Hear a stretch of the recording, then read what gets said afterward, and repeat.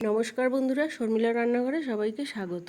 আজকের recipe chicken ডাক bungalow. চলুন রেসিপিটি দেখে নেওয়া যাক।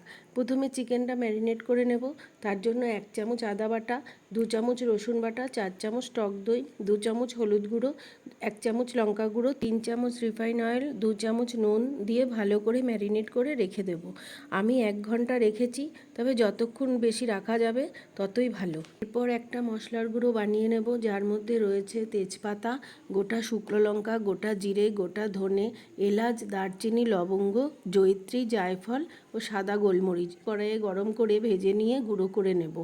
এরপর কড়াইয়ে তেল গরম করে কেটে রাখা আলুগুলো ভেজে নেব।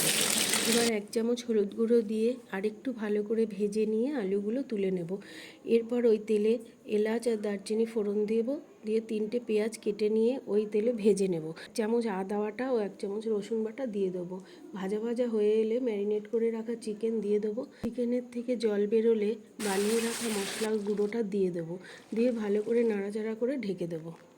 কিছুক্ষণ পর ঢাকনাটা খুলে নিয়ে আগের থেকে ভেজে রাখা আলুগুলো ও সেদ্ধ করে রাখা 2টো ডিম দিয়ে দেবো।